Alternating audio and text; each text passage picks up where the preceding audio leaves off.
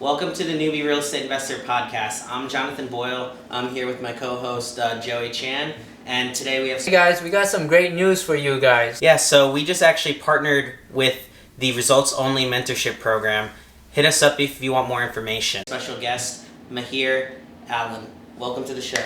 What's going on, guys? How's it going, man? Yeah, thank you for being here. Finally, we've been waiting for so long to finally get you on the show. Right? We've been talking like, yo, we're gonna get you on, and then, but because I kind of know you, right? It's like, okay, somebody else, we grab them. It's like, nah, don't worry, Mahir is gonna be here. Yeah. It's like he's always here. He'll be. Yeah. I'm always floating around. Yeah. So, but welcome to the show, man. Finally, I want to ask you for the audience a little bit about your past before you kind of got fully into real estate. What did you do before you really got heavily into real estate? Yeah. So I think it'll be a good story. So look, I started out. Let's go back to 2009. I graduated college, right, with a business and business degree, right. I didn't know what I was gonna do, right. So it's like a finance degree. There's no like, oh, here's the finance job, right? Yeah. Like you get an accounting degree, you're an accountant. You get a doctor, you're a doctor, right? Like finance degree is like you could do anything. So I didn't know what I was gonna do. So I tried a whole bunch of stuff. I tried like multi-level marketing, that didn't work. I tried mortgages, that didn't work. I was delivering pizza, obviously, when I was still in college and stuff. So I tried a whole bunch of things, and then I got a job at the bank as a teller. Okay. As a part-time teller.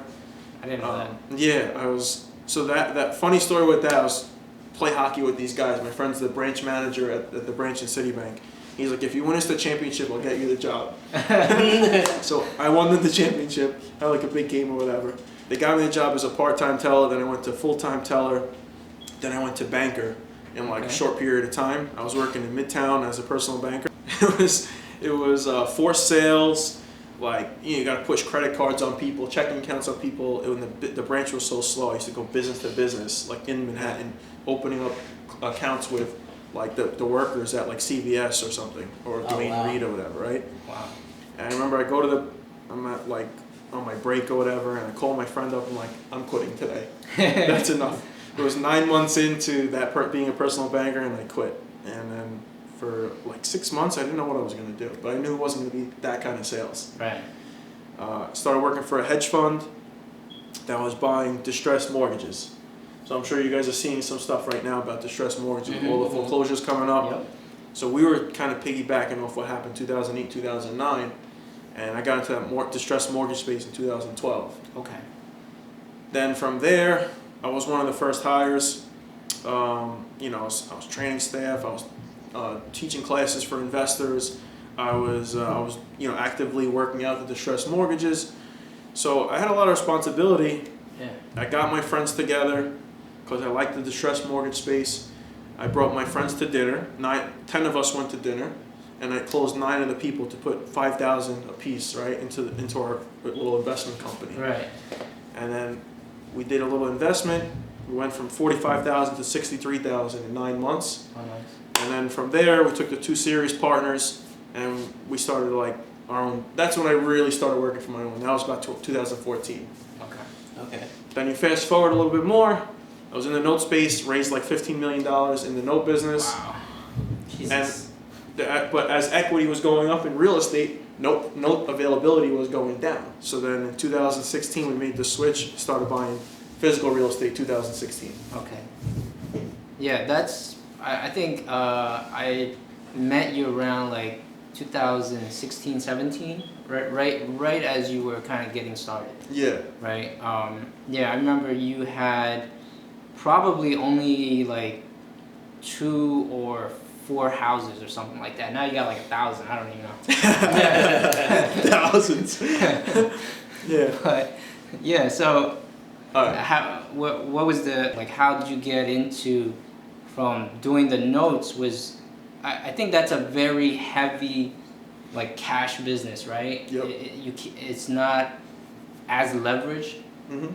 Yeah. I guess the question would be like, can you explain the note business a little bit for our audience? Because to be honest, I don't know too much myself either. Okay, so I guess so. Here's one thing that you need to know up front, right? There's no lending in the distressed mortgage space, right? So PNC is releasing a trade, and there's 150 assets on there, and the purchase price is $2 to $3 million. You got to raise $2 to $3 million to buy those assets, right? And the distressed mortgages is basically the bank is no longer collecting the mortgage payment, right? It's bad debt. It's 6 months past due, and the bank is limited when they have a certain amount of bad debt on their books. They can't lend new money. Right. So that's the reason that they'll sell the bad debt at a discount, because that relieves them and lets them lend out new money again to new borrowers, better borrowers, right? And that's where we would come in. So when we get these mortgage notes, you're getting the mortgage, you're getting the note, which you guys know as real estate investors, right? Then there's these trails that go off of it that tracks everything. Like they're called the allonge and the assignment. And that tells who the owner was of each of those papers, right? Because you see like how your servicer changes, right? Yes. Yep. Right, so there's going to be a paper trail that says all the people who've serviced your loan, and the same thing that happens with the note. That's just like the collateral. That's pretty important. But you could do everything that you could do with real estate, you do with a note, right? So you could get a discounted payoff, you could do a modification, you could sell the note, you could wholesale the deals, right? It's just a different version. It's not physical, it's a paper you're trading. Right. And then the reason that I like the note business was you would set up someone in a modification, and then for 20 years or 25 years, they're making that payment to you. So you might drop their rate, you might extend their term, you might get rid of some late fees, something that was a burden for them, right? And now, because you bought it at a discount, maybe you bought it at 30% of what they owed. Now they're paying you, instead of maybe $1,000 a month, they're paying $800 a month. You're making a really good return, and you're making it for like 25 years. So that was the thing that I was looking for when I went into real estate. What's the thing that we could set up and will consistently pay us? Right. So the first thing we started looking at was rentals. Okay. Yeah. That makes sense. So basically, you were kind of like the bank in short terms. Exactly. Oh, okay. Yeah. That makes a lot of sense. Yeah. Sorry, I just we have were to the dumb bank. it down even more. No, yeah, that's fine. We were the bank in that position. Right. Yeah. So okay. So you transitioned from being the note holder to now, a different aspect of real estate investing, because that is real estate investing too, but this is now you're investing in the physical house itself, right? And so how did that whole evolution come about? Like what made you decide, you know what, instead of doing notes, I want to do the physical real estate now? Yeah, it was really dictated by the inventory. Okay. So prices of homes were going up, and so banks were not as easily giving up those notes, because there was equity that they could foreclose and take back the property. All right, so a lot of these notes, they might have been underwater, meaning like the house was worth 100 and the mortgage was worth 125. So at that point, it's not appealing to the bank to hold on to that. Right. But as values were starting to creep up in 2016, and probably a little before that, the banks were like, we'll just hold these, they're going to keep appreciating, and then we'll foreclose, and we'll make, become the property owners. It's not ideal for them, but because the way the values were spiking, it made sense. And I didn't know what I was doing when I bought my first real estate deal. All I knew was 3-family or 4-family, because I knew I couldn't apply for like a commercial loan or anything like that. Right. And I was like, it's got to make like $1,500, $1,200 a month each unit, right? Like that's all that I didn't know what the rents were. Right. I just knew that 3-family, like if I buy it for like $150 with the repairs and I make like $3,000, like I got to be making something. Yeah. I make $1,000 a month. I'll just buy a bunch of these. As much as I could, yeah. That was my logic. I didn't understand the numbers. Like I didn't understand BRRRR or ARV or 70 cents on $1.65. I just was looking at the deal. I'm like, I think it makes sense. Yeah. Well, I mean, you had an idea already, but you didn't know exactly what everybody else knew. As you're kind of getting into it, but slowly you learned it. You're just like everybody else now. Right. Learned it. Right. Yeah. So now how many of these, how many units do you currently own now? I'm over 50 units between New Jersey, Philadelphia, and then I have a property in Georgia also. In Georgia. Oh wow. Okay. Okay, I think I remember that story of the Georgia property. Yeah, so my friend is there. Yeah, do you mind telling the audience that story? All right, so this is kind of a funny story. All right, my friend Johnny lives in this house in Georgia, right? He decides to move. He moves to Florida. These new people move in. They get foreclosed on by the bank. The bank goes up for auction. The property goes up for auction. I'm like, my friend sends me like, oh, you might want to throw an offer. Like, you know how the auctions, like online auctions especially, like those things get bid right up. I was like, yeah, you know what? Throw an offer out there. I throw an offer. I think I did like 130 was my first offer. Then like someone put in a bid at like 132 at the last second. So I went to 135 and I got it. I was like, all right, I don't know what to do. So I start like making some calls. I start talking to my lender and getting everything prepared, like, because it's gonna have to move quick. Yeah. And then I talk to my friend. And I'm like, I'm only gonna buy this house if you move in and buy it from me. So he's like, yeah. He's like, what do you need me to do? I was like, first thing I need you to do is kind of break in and see how the house looks. He's like, are you crazy? I'm like, no. I'm like, you have to go. I need you to take pictures for me. Because I don't know how they left the house. They got foreclosed on, right? They could have been angry or whatever. He walks in. The only thing that's missing is the stove, the fridge, and the microwave. Oh, the appliances. That's it. Yeah. That's it. Everything else was fine. So he's like, yeah, the house is in great shape. Close on the property. I fly down there, do the closing, and then I hand my friend the keys, and then he's moved in right away. I didn't have to do any work. Oh, nice. I just got him new appliances.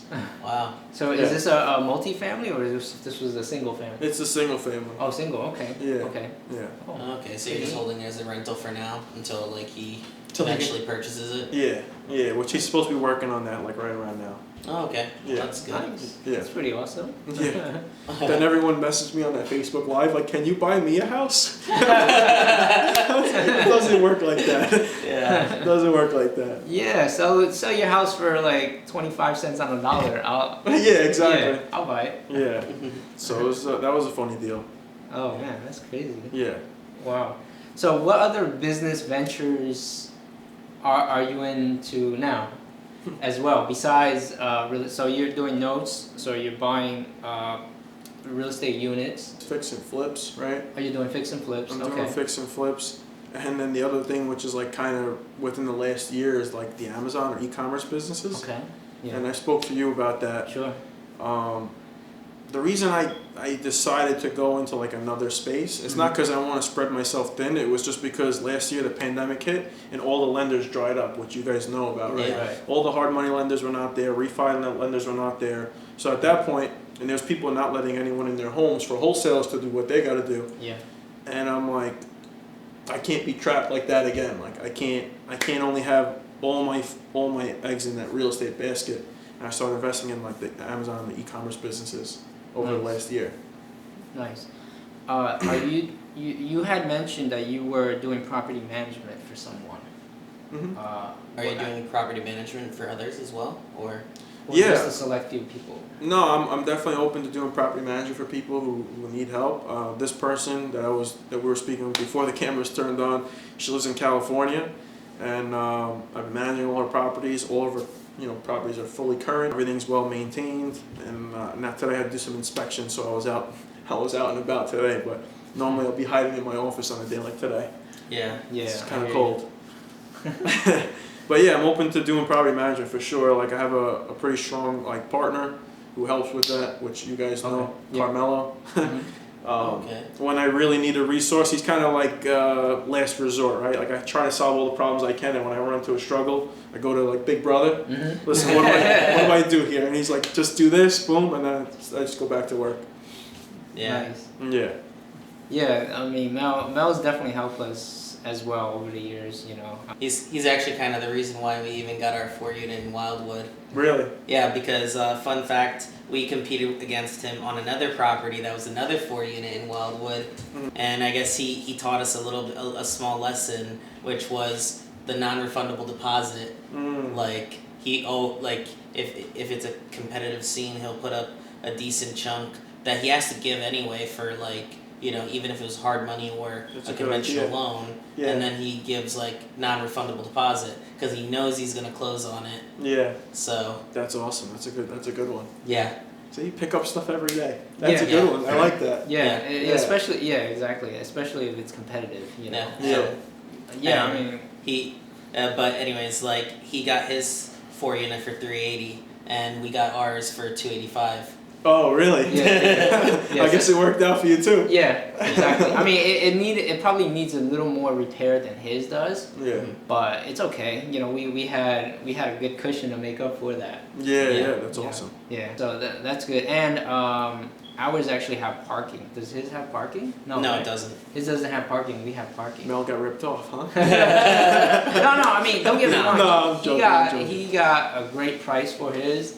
I think we stole ours though, you know. Yeah, exactly. Yeah. That's awesome. So you know that's vacation cool. rentals. Is good. It's really good. It's we're working on the tenants as we speak. Yeah. Yeah. So you know definitely a few pointers would definitely be great. I'll see what I can do. Yeah. So we're looking to. So we have 4 tenants in there. Pay supposedly they all pay. Mm-hmm. We want to get rid of 2 of them. You know, so what is the best way or approach to kind of get rid of them? So, for example, one has been there about 21 years. So, you know, when we talked offline, you're like, she's not leaving. Yeah, that's a tough one. That's a tough that one. So she's out of the question. There's another one that's been there. I think the son told me he's been there about 7 years. Mm-hmm. They practically grew up there. Mm-hmm. You know, I think he's like 15. Okay. And that was 4 years. 4 years? Yeah. Oh, okay. I don't know if it's a couple or a young gentleman on the 3rd floor, and then the 1st floor, I think they'll probably be the easiest to get out because they are doing it like room by room. So it's a 3-bedroom, Mm-hmm. and I think they're like more like a rooming house type of thing because each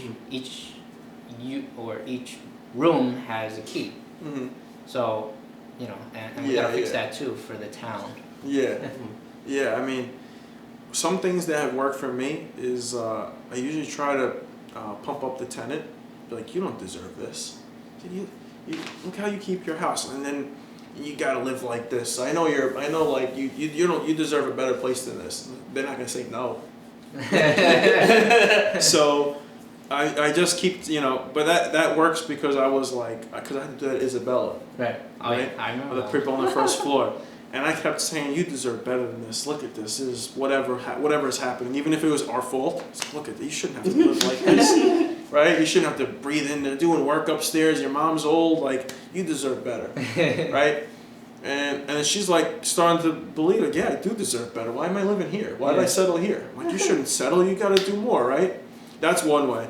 Sometimes the other way is just being like direct, be like, listen, I gotta do work in here, and you can't be here when I do the work. So like, when do you think you can move out? I'll help you get set up at the next place. When you find the new place, you call me. We'll work something out with the new landlord. Okay, that's a good one. So thought of. That and then the other way is just build up a case. Any tiny little thing they do, send them a notice. Try to get them on behavioral stuff, and say, listen, they're bad for the property because they're leaving garbage out, they're making noise, they get cops called on them, whatever the things are, right? And because of that, we need to evict them.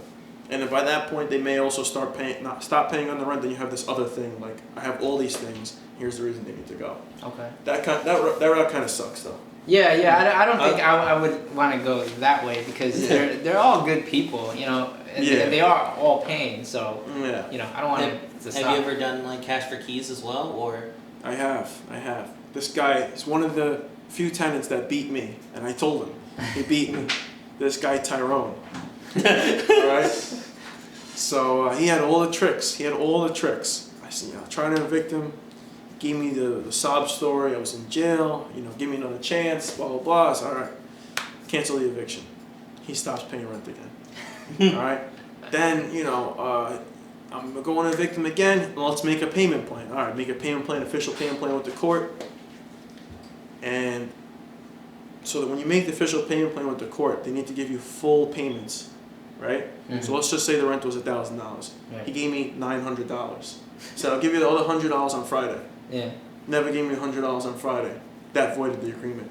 So I go to court, and the judge is like, well, your agreement says you were supposed to collect 1,000, and you collected 900. That sounds like you made a side agreement. And so, because you created a side agreement... Sorry, I'm learning this now, too. You avoided the agreement. I wish this camera was in the courtroom. It was like Judge Judy. We were just yelling and screaming at each other. It was wild. The judge had no control over anything. Me and Tyrone were yelling at each other. And it was crazy. So he won again, right? Then I'm going to evict him again. About to go to court. Corona happens. Oh, Jesus. And so I'm like, all right, I'll just wait it out. Wait it out. What is it going to be? Corona's going to be a month? Okay. It's a year later. Nothing happened. He still can't go to court. So somewhere in June, he obviously he still wasn't paying rent the whole time. Somewhere in June, he's starting to cause problems, saying that there's an oil tank underneath the property, and because there's an oil tank, that's why he's not paying rent. So I show him the paperwork. There's an oil tank. It was removed like years ago, like literally like a decade ago. It was pulled. Like, there's no oil tank. He's like, well, there's a gas leak. And you won't let me in the basement because you're hiding the gas leak. You want us all to die. These people, they say crazy stuff. I said, you're not allowed in the basement because you're a tenant. You're not you're not a handyman or repairman, so you're not allowed down there. So he calls PSE&G. PSE&G busts down the door. They call me up. Like, the tenant's saying you have a gas leak. I'm like, this was like probably 6 o'clock at night. I drive to Newark, 6 o'clock at night. There's no gas leak. They tested everything. So they turned off everyone's gas. There was no gas for like 3 hours. They had to test every floor. They had to do the pressure test for all the pipes. Oh, wow. At least it was like in the middle of summer, so like no one was missing heat. But then I had to get a handyman out, light everything, light all the boilers, light all the stoves, test everything, make sure hot water, wasting my time. So I'm like, all right. And me and him had so then I had to go to the property another time. This was finally like the last straw. The tenant from the 3rd floor was moving, and I was going to go give her a check on a security deposit after I inspect. She was a good tenant, so I pretty much knew it was going to be all right. And but he was moving because of him, because he kept coming up to her and saying, oh, he's trying to do this. He's got violations. He just kept making up stuff. Wow. So she's moving. She's like, I had enough. I'm moving. Yeah. Right? So then he's there, and I had to get into the basement was kicked in again. So now I go into the basement. He follows me into the basement. And now it's me and him, and Tyrone looks like what a Tyrone would look like. He's pretty tough looking. Yeah. So it's me and him, and then his friend and my friend, John. You guys know Musco. Yeah. Mm-hmm. And I'm like, Musco, call the cops. I don't know what this guy's going to do to me in the basement. Right. He's blocking the door. Yeah. So me and him start yelling and screaming. We call the cops. The cops show up. He sat down on the porch, and we just said, oh, no, it was somebody, someone from the street was causing problems. We didn't rat him out. Mm-hmm. So after that, I called him on the phone. I was like, listen, what the hell are we going to do here? I said, I'm not coming back to that house, and I got to worry about you wanting to fight me. So I was like, here's the solutions. Stay here. Don't bother me. Don't call me. When courts open up, I'll evict you. Or here's $4,000 and move out of the house. Mm-hmm. That's it. I said, no more. I'm not going there, and you're going to tell me I'm trying to pull something. This is it. These are the only 2 options. What do you want to do? Yeah. He's like, can you make it 5,000? Oh my God. I was like, how about we make it 4,500? Yeah. 4,500. He's like, all right. And he finds a place like that quick. Right. It's out, and I gave him the money. I gave the money to the new landlord, and that was that. So for 4,500, Tyrone didn't beat me up. I survived that one. It's crazy. Goodness. Wow. So I texted him when he moved in. I said, "You won. You beat me." Yeah. So now we're actually okay. Like if I ever need him for muscle, I can call.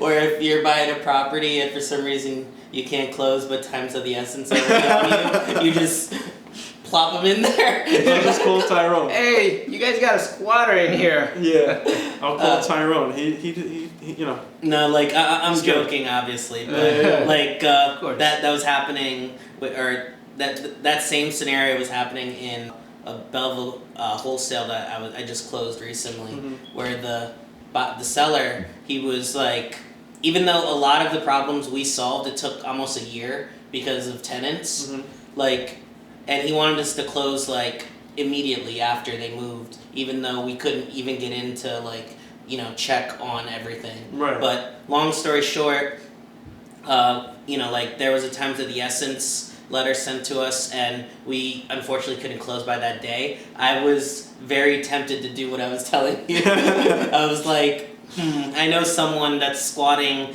in one of my Patterson basements right now. Yeah. He would love a 3-bedroom, 2-bathroom house. Listen, I'm gonna hook you up. I got a great spot for you. We've had to deal with different stuff like that through the years. We had one guy living in the basement. We had, family living on the first floor. We had, 3 tenants in a property. We had to work on getting it vacated.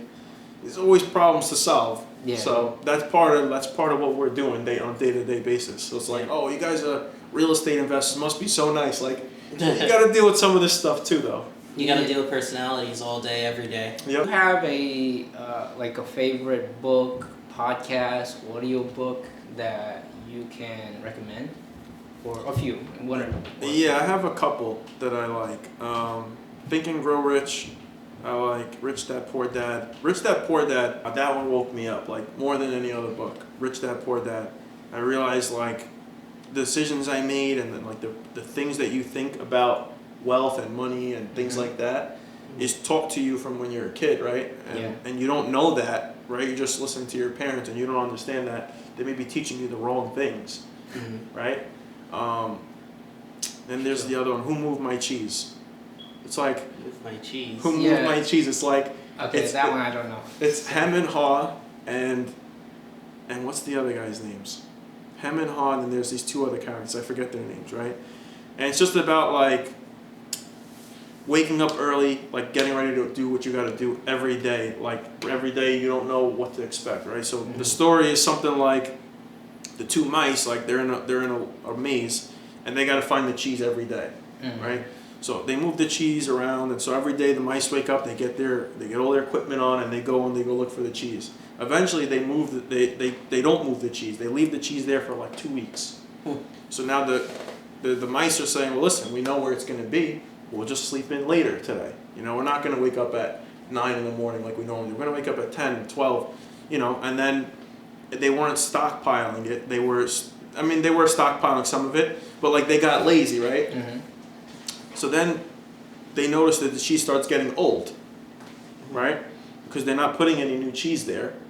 So now they're waking up still at 12 o'clock thinking the cheese is going to show back up, and now it's not showing up. So like they had to be brave enough to like go down some new alleys that they haven't been down, and they have to start waking up early again, right? Like this was like their personality types. They had to like change the way that they were. Instead of being comfortable, they had to break out of the comfort zone and start looking and doing other things. Like maybe they have to climb over the wall. Maybe they have to go through the wall. Maybe they have to go down this dark alley where they had never been before. Yeah. So people get comfortable. That's the point of that book. Like you get comfortable, and like now the goal's changed, and now you're like, because you weren't preparing every day. So it's a short book. It's like maybe 60, 70 pages, but I like the book.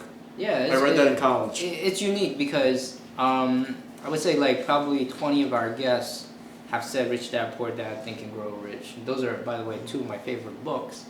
But this is like one of the first unique, different book. Who Moved My Cheese? I like the name too. Yeah, it's a good book, and then there's more that go on after that. Yeah, there's like a whole series. Nice. That's awesome. So Mahir, what piece of advice would you give to someone who's looking to get started in real estate, or what's the best piece of advice you've ever been given? That's a good one. That's a good question. Best advice I've ever been given is, I guess, don't be afraid to fail. So, people they'll go to event after event after event after event, right? You'll see them for years. They think like the next one is going to be the final one that gives them all the pieces in order to be able to buy a deal and not have anything go wrong. Like I've learned so much because my deals have gone wrong, and I've had to solve them. I never quit on them. So I think that the best advice I was given, which I think I got from Nick Tang, which was don't be afraid to fail. Like fail faster. If you're taking too long to fail, you're doing it wrong. Like get to it so you know how to fix it, so that you could learn from that mistake. For me, my personality type, I learned by doing, because like when your real money is on the line, and like there's a real responsibility on the line, to me there's no other choice but figuring it out. Yeah. Right? There's no like, it's a bad deal, just leave the property and walk away, right? Your money's there, your name's on the mortgage, or there's some kind of responsibility towards it. You will figure it out. It could be stressful, could be difficult, but as you go through the deals, it's just like now it's part of your weaponry. Like you know how to handle that next situation, and you can go after it that much better. But you can only do that by doing the business, like really doing a business, like really put out an offer. Don't be afraid to put out the offer. Like as wholesalers, they don't want to put out offers. I never even submitted a contract. Like, even if it's a bad offer, just get used to doing it and getting the feedback and working with the realtor and figuring out like, they gave me this kind of feedback. How can you rebuttal them? How can you lock up the deal? Like Mel said, put a non-refundable deposit. One thing I would do is I wouldn't be represented by a realtor. I'd call the realtor who listed it and say, I'll give you the dual agency. Right. So now maybe my offer might be slightly lower, but they get the full commission. Yeah. So like but you're not gonna know that by only going to classes and only going to events and stuff. You gotta go do it. Yeah. That's my opinion. No, absolutely. Yeah, I mean, like some of the stuff you talked about worked for us. Like for example, we just picked up we haven't closed on it yet, but a 2-family in Kearney, and the realtor was actually one of my past clients as a contractor. He called me up. He said, "Hey, I got a high school friend that basically inherited the house. He's been living there for a few years, and he's ready to move out. But it's a 2-family, so he's living in the entire thing by himself." I'm like, what the hell? And the place is a wreck. A wreck. It was like, so they basically, I was like, listen, you'll be our agent as well. We're not gonna get somebody else. Yeah. He somehow he lowered the offer for us, because initially the offer was supposed to be $270. We said yes, we'll come in at $270, no problem. Mm-hmm. And then he brought in a few other people that he showed the property to. One other person brought their own agent in. Mm-hmm. So they didn't obviously get the deal. No. And I was like, no, you'll be our agent. So that works. Yeah, Because people want to get paid. Yeah. So if you have that incentive to like get them paid, of course. And I told him, look, after we finish the property, you could even help us rent it out. Yeah. Exactly. They get a commission off the rental. Yeah. As well, I don't know if he's that excited about that. He probably would rather us sell it, but Well, that's your choice, right? Yeah, so exactly. I mean, I just did a deal right at the end of last year. I bought this deal in Philly. They wanted like $90,000 for it, right? It's single family. It's in a good neighborhood in Philly. It's like northeast Philly, and they wanted like $90,000. ARV's probably like 170. Okay. All right. I called the guy up. I said, listen, I gotta do a lot of work in this house. What could we do? He's like, the seller's a little negotiable. I said, all right, if you represent me, I put in an offer. So I put in the offer. I put in like $72,000, $73,000. Right, because it needed a lot of work. It was filled with a lot of garbage. He got the deal done for me at $78,000. There was probably a better offer, but he probably wasn't the dual agent. Yeah. So for him, he's telling his client, look, these guys are going to close. They're going to close in 2 weeks. We close in 2 weeks. They're going to close quick. Mm-hmm. We put down a decent sized deposit for like a deal like that. Like usually a deal in Philly for like $70,000, you're putting like $1,000. But I put like $5,000, right? Yeah. To show that we were serious. So we got the deal done. Just working with the agent. Right. Yeah. But you also did what you said you would do. Yeah. That's the thing, right? Because I've worked with you before, and you do what you say. Yeah. Sometimes people don't like that. Yeah. I mean, that's the biggest thing for me. Like my job as a buyer, as an investor, is the only thing that I can do right is close, right? Yeah. And close in the time that I say I'm going to. I can't prove to you any other way that I'm good at what I do, right? That's true. You could look at my computer and see a bunch of files, but that doesn't mean anything. That's like the same thing when I work with a contractor. The only thing that I could do to prove to a contractor is pay them on time. Yeah. Right? Mhm. To show that I'm going to hold up my end of the bargain. I can't do the work. Right. I can look at the work, I can't do the work. So same. that's the only thing I can prove to myself is that, look, it's not on me. I'm doing everything I can. Yeah. Whatever my responsibility is, I'm doing the best I can. Yeah, I'm making the payments. Yeah. Yeah. Yeah. This man pays, so just He pays. Where can people reach out to you if they, had any questions on note investing or just investing in general? yeah, or maybe they need you for property management. Yeah. Definitely reach out to me on Facebook, Matt Allen. These guys are friends with me, so you probably know that. Instagram, Matt Allen 28. Social media is the best. I think I could give you my email. You want me to give you my email, or Yeah, you want to just sure. put it in like the description Yeah. or something? Yeah, we'll put it Yeah. on the show notes I'll as put well. I'll give my email in the description. That's why you can reach out that way. Yeah, Okay, Yeah. sure. perfect. Thank you once again, brother. Yeah, I appreciate it. Yeah, and Appreciate then it. a huge shout out to Roger Chino Cordoba for letting us use his studio, Virtually Sold NJ. Thank you, brother. Thank you. Take care, everyone.